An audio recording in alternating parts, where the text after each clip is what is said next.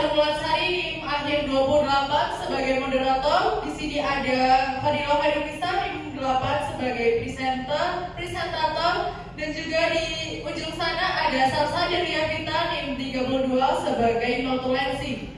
Berikut ini akan kita saksikan bersama presentasi dari Fadila Hairunisa. Waktu dan tempat kami persilahkan. Oke, baik. Terima kasih untuk Mbak Anissa Harum sebagai moderator. Di sini saya akan menjelaskan mengenai psikolinguistik yang saya ambil dari buku ini, yaitu Psikolinguistik Kajian Teorik karya Abdul Her, terbit di Jakarta, tahun terbitnya 2009, jumlah buku 313, yaitu langsung saja. Yang pertama adalah psikolinguistik. Secara etimologi, psikolinguistik terbentuk dari kata psikologi dan linguistik, yakni dua bidang ilmu yang berbeda, masing-masing berdiri dengan prosedur dan metodenya. Lalu ada sejarah perkembangan psikolinguistik yang berisi ada 5. Jadi yang pertama ada psikologi dalam linguistik, lalu ada linguistik dalam psikologi, lalu ada kerjasama psikologi dan linguistik, psikolinguistik sebagai disiplin mandiri, dan yang terakhir generasi dalam psikolinguistik. Lalu ada bahasa dan berbahasa. Itu bahasa bisa dikatakan sebagai alat verbal yang digunakan untuk berkomunikasi. Lalu ada berbahasa yang bisa dikatakan proses penyampaian informasi dalam berkomunikasi. Hakikat bahasa bisa dijelaskan, yaitu para pakar linguistik mendeskripsikan biasanya mendefinisikan bahasa sebagai satu sistem lambang bunyi yang bersifat arbiter dan dapat dikatakan juga bahasa yaitu satu sistem sama dengan sistem-sistem lainnya yang sekaligus bersifat sistematis.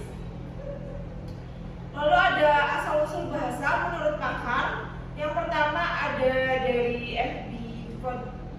Kobdila, yaitu bahasa berasal dari teriakan-teriakan dan gerak-gerik badan yang bersifat naluri. Lalu ada dari von Skergel, yaitu bahasa merupakan sumber dari suatu bahasa. Lalu ada Brooks yang mengatakan bahasa lahir pada waktu yang sama dengan kelahiran manusia. Lalu di sini ada fungsi bahasa, yaitu bahasa alat interaksi sosial dalam arti alat untuk menyampaikan pikiran, gagasan, konsep, atau perasaan. Lalu ada struktur bahasa, yaitu dalam struktur menyangkut masalah hubungan antara unsur-unsur di dalam satu ujaran. Lalu selanjutnya ada hubungan berbahasa, berpikir, dan berbudaya, yaitu bisa dikatakan sebagai berbahasa dalam arti berkomunikasi, dimulai dari membuat enkode semantik dan enkode gramatikal di dalam otak pembicara, dilanjutkan dengan membuat enkode fonologi. Lalu selanjutnya ada teori-teori. Yang pertama ada dari teori Wilhelm von Humboldt, yaitu menekankan adanya ketergantungan pemikiran manusia pada bahasa. Lalu yang kedua ada teori Sapir-Whorf, yaitu manusia hidup di dunia ini di bawah belas kasih bahasanya yang telah menjadi alat pengantar dalam kehidupan. Lalu yang ketiga ada dari teori Jean Piaget, yaitu justru pikiranlah yang membentuk bahasa. Lalu yang keempat ada teori dari L.S. Vygotsky yang mengatakan adanya suatu tahap perkembangan bahasa sebelum adanya pikiran, dan adanya suatu tahap perkembangan pikiran sebelum adanya bahasa. Lalu yang kelima, teori Noam Chomsky mengkaji bahasa membukakan perspektif yang baik dalam mengkaji proses mental pikiran manusia. Lalu yang keenam ada dari teori Eric Lenneburg, yaitu manusia menerima warisan biologi asli berupa kemampuan berkomunikasi dengan menggunakan bahasa khusus untuk manusia. Lalu yang ketujuh, ada teori Brunner yang mengatakan bahasa adalah alat pada manusia untuk mengembangkan dan menyempurnakan pemikiran. Lalu yang kedelapan, dan ini yang terakhir, itu ada kontroversialan hipotesis Sapir-Whorf yang mengatakan adanya pandangan hidup yang bermacam-macam, adanya keberagaman sistem bahasa dan sistem universal yang dimiliki oleh bahasa-bahasa yang ada di dunia ini. Lalu yang selanjutnya ada teori-teori linguistik.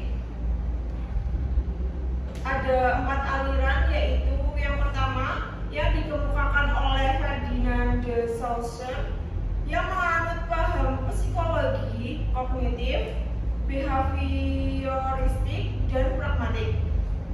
Lalu yang kedua yang dikemukakan dan dipelopori oleh Leonard Bloomfield yang tampak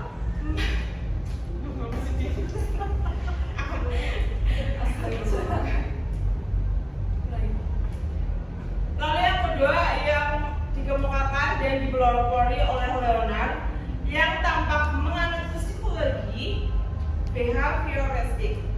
Lalu yang ketiga yang dikemukakan dan dipelopori oleh John Field yang tampak menganut aliran pragmatik. Dan yang terakhir yang dikemukakan dan dipelopori oleh Noam Chomsky yang tampak menganut paham kognitif.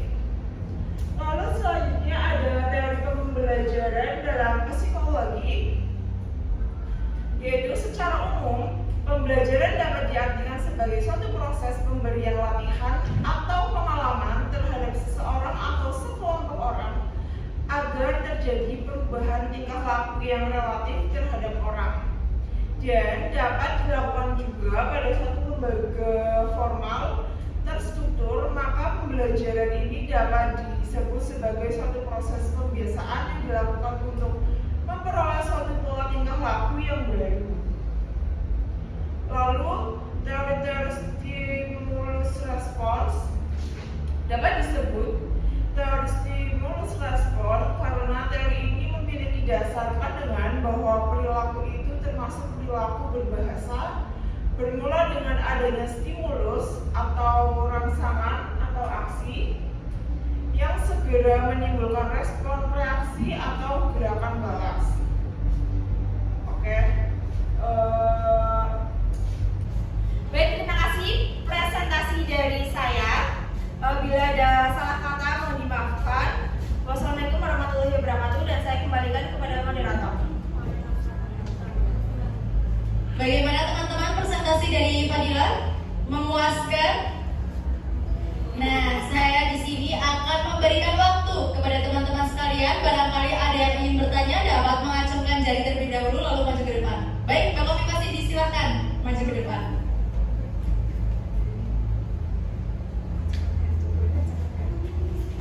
Assalamualaikum warahmatullahi wabarakatuh. Perkenalkan, nama saya Vita Cindy Claudia dengan NIM 20010040002. Izin bertanya.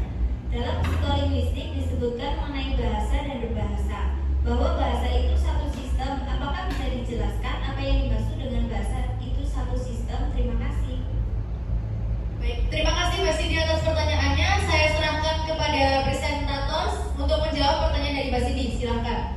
Oke, baik, terima kasih kepada Mbak Anissa Harum dan Mbak Hovifa Cindy untuk soalnya, pertanyaannya.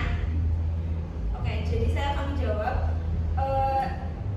Jadi para pakar linguistik itu sudah mendefinisikan bahwa sebagai satu sistem, yaitu suatu sistem lambang bunyi sama dengan sistem-sistem lainnya yang sekaligus bisa dikatakan sebagai bersifat sistematis. Seperti itu. Bagaimana Mbak Cindy?